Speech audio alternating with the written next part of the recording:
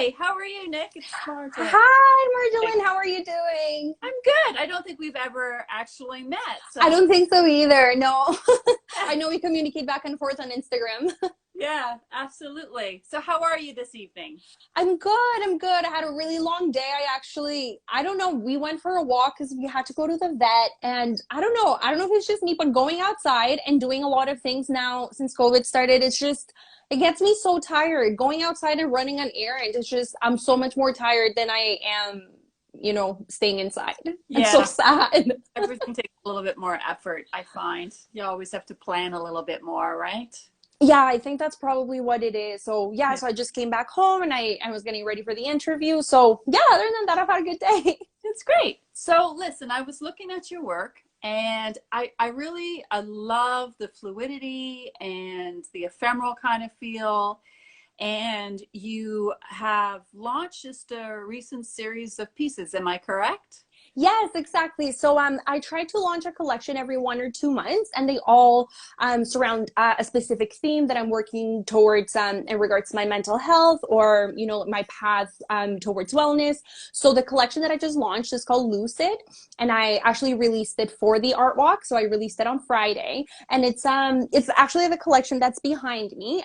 It's these, yeah, as you mentioned, they're very fluid and very bright and shiny pieces that I wanted to convey peace, and I wanted to convey kind of the clarity that my recent path to sobriety has brought me. So this is why it's a very special collection to me, because I wanted to it's been a very turbulent time for everyone, and it's been a very turbulent time as well for me internally, trying to face all those internal demons, try to become a better person, try to handle different aspects of addiction, whatever that means for specific people. So for myself was, leaving alcohol. I don't think that I had the best relationship with alcohol. It's not that I had hit rock bottom or anything. I just felt like it just wasn't doing anything good for my life anymore.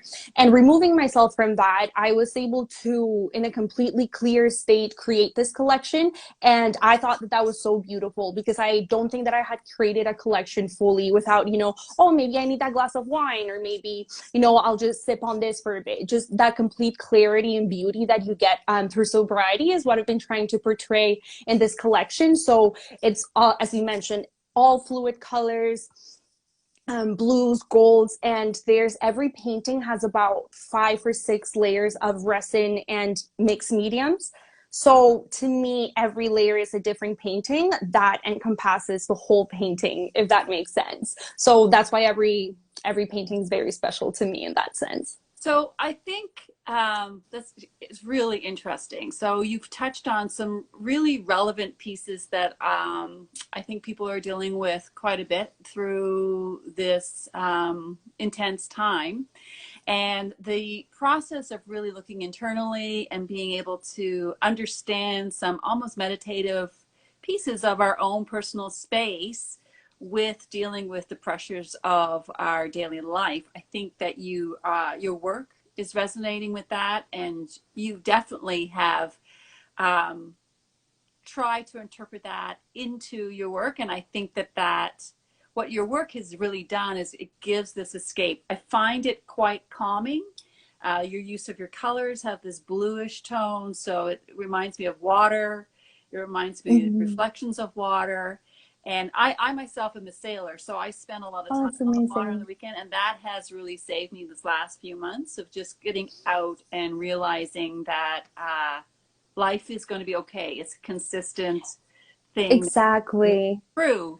And I think your courage and your fearlessness in stepping into that and taking hold of that demon and working through that with your work is amazing. That's an amazing, amazing thing. So good for you to do that, because it's not Thank easy. you so much. Yeah. Yeah, it's definitely not easy, and I know I have a very supportive nucleus of my family, and it's been, of course, difficult for them to see me sometimes so sad and just really, really depressed, because I'm very open about the issues that I have with my mental health. I think that's very important to destigmatize how people feel, and them seeing me in perhaps like not my best state has also made me realize, and them realize that going through so much sadness is sometimes really necessary for you to be able to walk through those fears. Yeah. So one, actually, this set that I have here, they're both the same size, and I painted them as a set. So when you put them together, they connect. And they're, one is called Walking Through and the other one is called Fear.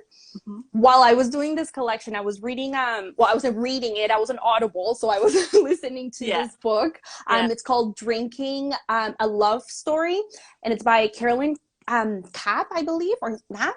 She is an author that writes beautifully, and she explains her relationship with alcohol in a way that, you know, you always think that alcoholics are bums in the streets, people, you know, with with a paper bag, drunk at 11 a.m. But that's not necessarily what, you know, addiction can be. And the way that she describes it, it's really beautiful.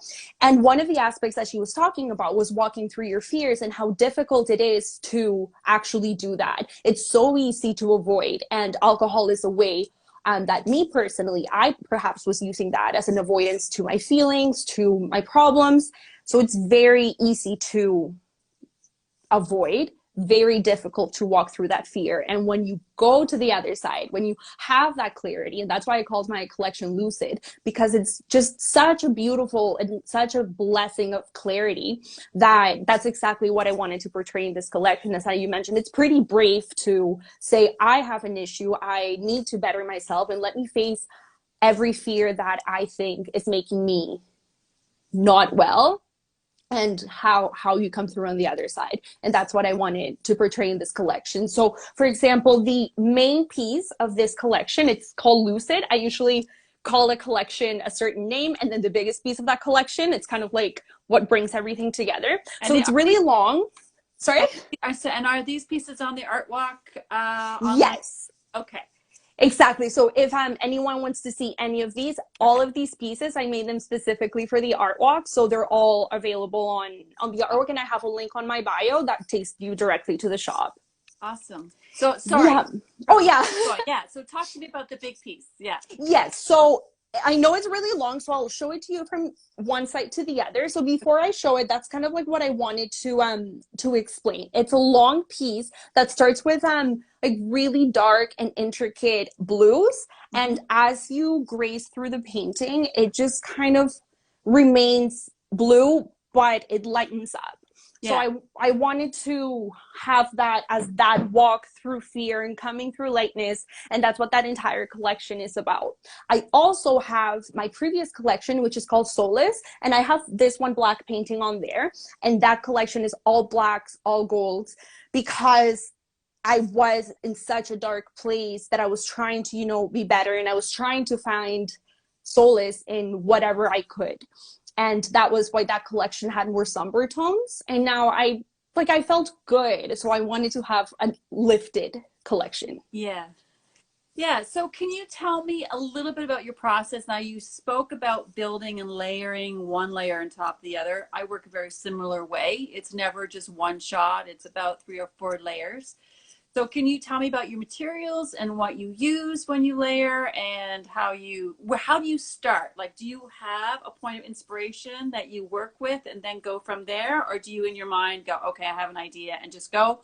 Or do you just apply the materials and let the materials speak to you? So so I always begin with a specific color palette. So I work mainly with alcohol inks, which are very, very fluid. So for people that don't know what alcohol inks are, they're just very pigmented alcohol-based inks that you have to dilute in isopropyl alcohol, and you dry them with a heat gun or with a hair dryer. So they have a mind of their own.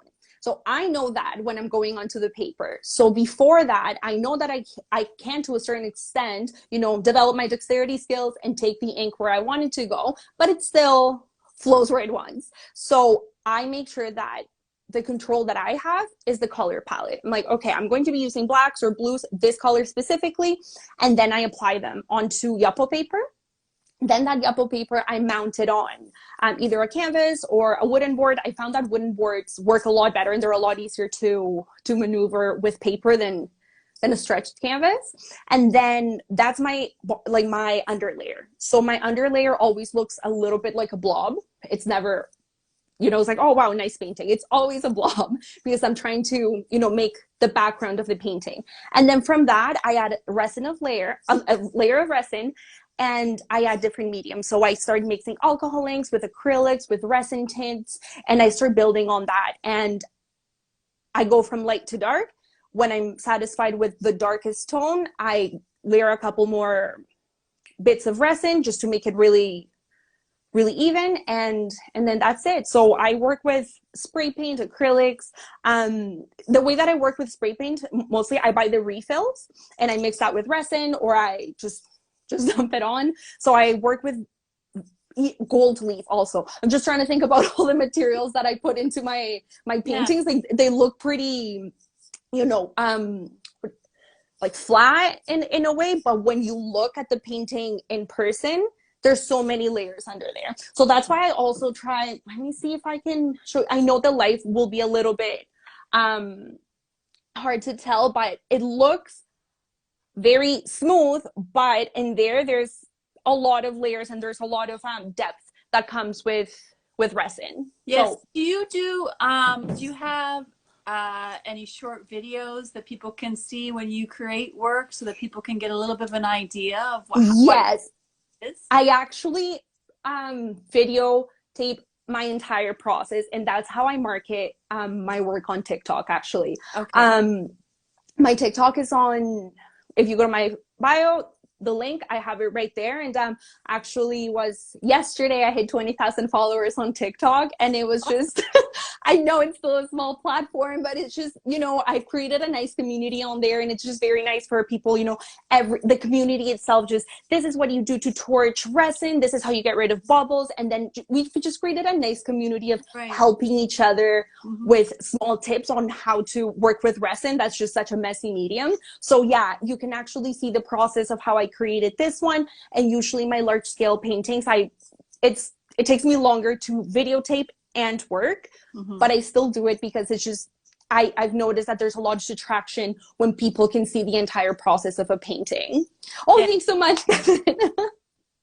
Yeah, so I don't know a lot of artists who are on TikTok. I have been thinking about myself going on there because I do quite a bit of Instagram and Facebook. So it's an organic reach that is not yet controlled, right? So it's exactly, and that's exactly it, and that's why it's so good for small businesses, because the reach that you have with TikTok, no other social media platform can do it. So my videos are hitting 100,000 views almost every day. Like I've had probably 3 videos that have gotten 1 million, 2 million views. That's something that I don't have on Instagram at all, and from that, I've gotten a lot of sales. I've gotten a lot of clients. So I realized that recording your process is so interesting to people to see.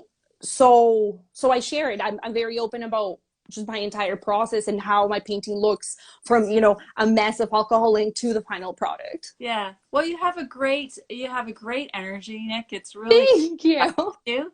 Yeah, it's really lovely. And I think that although your work works from that place of darkness or working through that self-empowerment, I think as a viewer and someone who does not experience that journey that you are going through, I can still really appreciate and love the incredible, as I said before, this fluidity and softness and resonance and depth to the way the materials are being used. You've obviously got a good handle on that. And that kind of stuff is really not to be dismissed too quickly, because I know how difficult it is to work with resins and inks, and you seem to have mastered that. And you're just in a lovely, great energy, and it's been really great chatting with you. Thank you so much for sharing. Oh, thank you so much. I really appreciate it. And I honestly really appreciate that feedback, because it does make me feel that my work has, translated well. And that is just so important to an artist. So I really, really appreciate your words. Absolutely. Thanks a lot, Nik. And with the show, and we'll hope to meet you again. Perfect. Yeah, and for everyone that's watching, I have all of the paintings behind me, my entire Lucid collection on the ArtWalk website. You can take a look at the link on both bios, and you'll find amazing, amazing artists. And actually 3 of my collections, but the whole collection that I have is my Lucid collection on there. Go join TikTok. Yes, definitely. It's so fun. Okay. Let's see you later.